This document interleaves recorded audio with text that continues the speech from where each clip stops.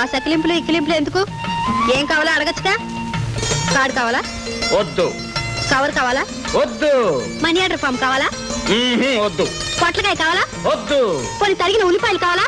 వద్దు. ఓహో, మీకు ఈ కాయలే వద్దనమాట. కొన్ని లెంపకాయ కావాలా? వద్దు. అయితే అట్లా వాత కావాలా? వద్దు.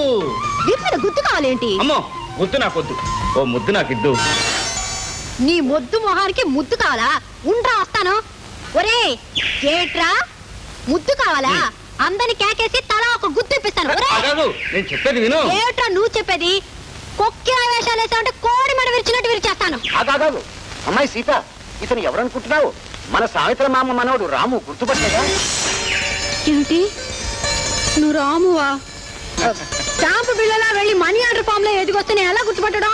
నువ్వు మాత్రం దొండకాయలా ఉండేదానివి గుమ్మడికాయలా తయారైతే నేను గుర్తుపట్టలే. రావయ్యా రాము.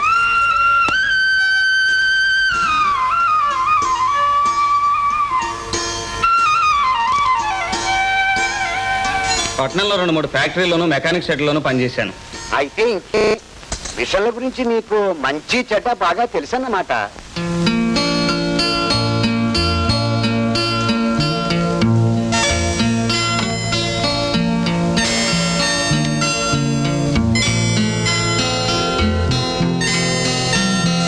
అమ్మాయి, రాము వెడుతున్నాడు.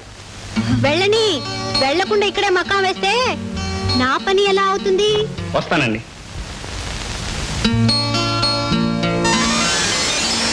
అరే ఏమిటిది పొట్లకాయ కార్డు?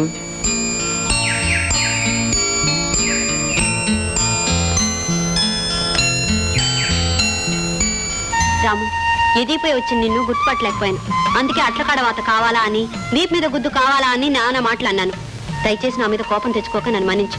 ముఖ్య గమనిక, నువ్వు ఆ గడ్డం తీసేస్తే నీకు నాకు ఊరికి అందరికీ బాగుంటుంది. ఇట్లు నీ సీత. తూ వెంకటేశ్వరరావు గుద్దు, కైకాల నాగేశ్వరరావు గుద్దు. జాస్తి ఏమిటి, జాస్తి సీత నా కూతురమా?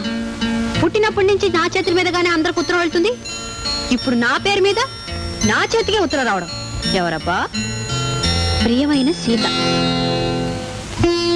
పొట్లకాయ ఉత్తరం అందింది. నీకు శుభవార్త. ఉదయమే గడ్డం అడ్డం లేకుండా తీసేశాను. ఇక నువ్వు చేసిన తప్పుకు మన్నించమని రాశావు. మన్నించాలంటే ఒక షరతు.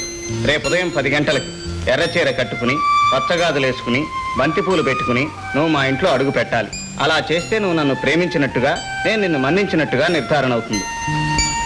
ప్రత్యేక గమనిక, నేను నిన్ను మన్నించాలంటే నువ్వు నన్ను ప్రేమించాలి.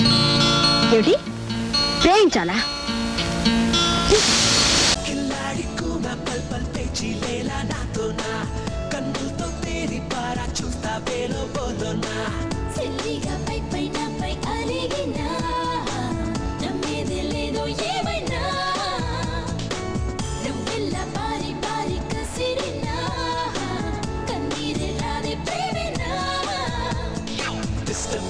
డిస్టర్బ్ చెయ్యకు ఇల్లా గడి గడి.